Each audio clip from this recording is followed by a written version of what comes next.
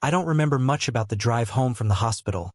Just the steady hum of tires on wet asphalt and the dull ache in my chest that pulsed with every bump in the road.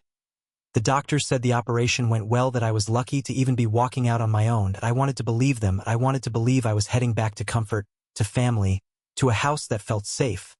But when I stepped through the front door, the air felt wrong. Too still, too empty. The living room was stripped bare, no framed photos, no books on the shelves, not even the crocheted blanket I'd kept draped over the couch. My heart started to race. I limped down the hallway toward my bedroom, clutching the wall for balance, praying this was some misunderstanding. But when I opened the door, my stomach dropped. Everything was gone. My clothes, my jewelry, my husband's old records. Even the quilt my mother made me when I was a girl, all gone. The only thing left was a faint outline on the carpet where my dresser used to stand. I stood there for a long time, numb, trying to process it. Then I heard footsteps behind me. It was my daughter, Clara.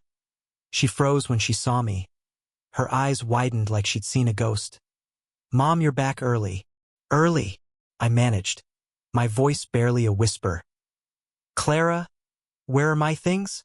She hesitated, her lips trembling before she finally muttered, I didn't think you were coming back. You were in the hospital for so long, and we needed the space." I stared at her, unblinking. "You needed the space?" She looked away, wringing her hands. "We cleaned out your room. I donated some of your stuff, and the rest, well, Kevin thought it was better to throw it away. It was just old things. Old things, that's what my life had become to them, clutter. Disposables." I could feel my pulse pounding in my temples. "You threw away my life?" I said, my voice shaking. "Everything your father and I built, everything we kept gone?" "Mom, please," she said, stepping forward. "You were gone for months. We thought you'd want a fresh start." "No," I interrupted, the words coming out colder than I intended. "You didn't think I'd survive. That's what this is." Her silence was my answer, and I left the house without another word. The world outside felt too bright, too loud, like it was mocking me. I sat in my car, gripping the steering wheel until my stitches ached. For a moment, I thought I'd drive straight back to the hospital, not because I was hurt, but because at least there, someone pretended to care whether I lived or died. But then another thought took hold, sharper, calmer, and far more dangerous. They thought I was gone. They thought I'd never come back. They were about to learn how wrong they were. That night, I stayed with my old friend Margaret, a woman who'd been my neighbor for nearly 20 years before I moved in with Clara.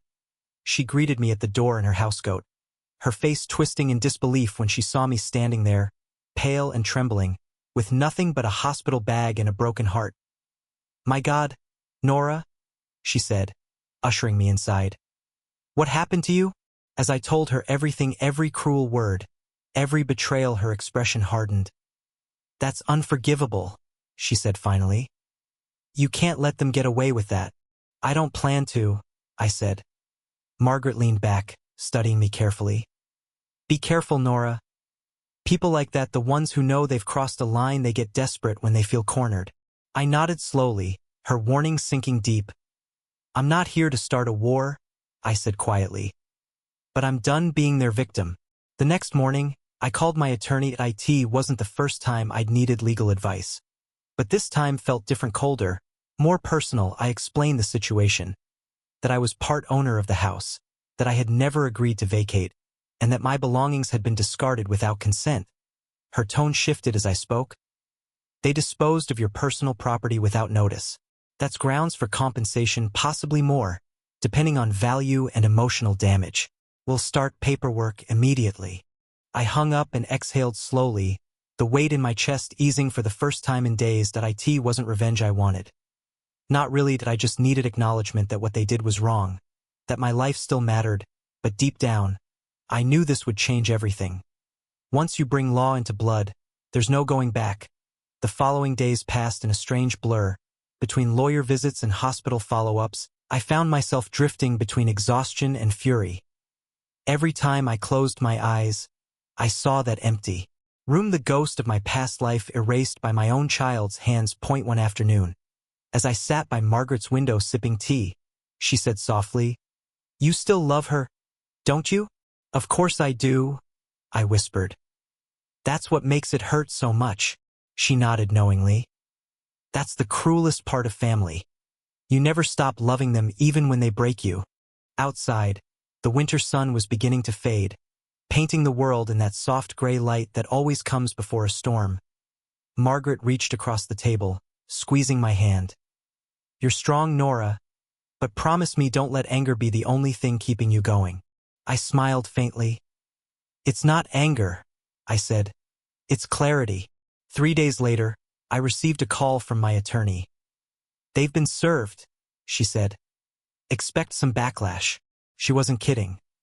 That night, my phone lit up nonstop calls, texts, even emails from Clara. I didn't answer a single one. I didn't have to. The silence said more than any conversation ever could. Margaret watched me from across the room as I set the phone face down. You're really doing this? She said quietly. I already did, I replied. But the truth was, I didn't feel triumphant. I felt hollow, like justice had a price. And I just started paying it. 2 days later, Clara showed up at Margaret's doorstep. I heard the knock before I saw her 3 sharp raps, too polite to be angry, too rehearsed to be genuine. Margaret shot me a look. You sure? You want to open that door? I nodded. I have to.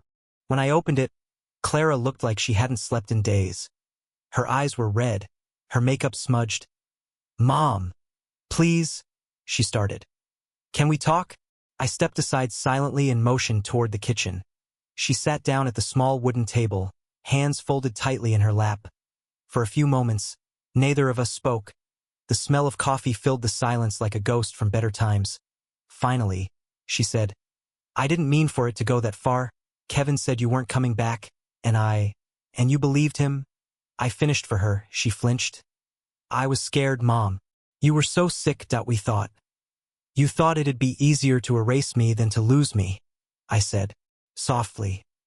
You wanted to grieve without guilt. Her eyes filled with tears. Please, don't do this. Don't take this to court. We can fix it, I swear. I looked at her, really looked at her. I'm my daughter, I'm my only child. The same woman who once held my hand on the first day of her kindergarten, now sitting across from me like a stranger trying to negotiate peace. I wish you'd come to me before throwing me away, I said. She opened her mouth, but I stopped her. This breakfast, let's just call it what it is, our last civil conversation. After this, lawyers will handle everything. You made that choice the moment you decided I didn't belong in my own home. Tears rolled down her cheeks.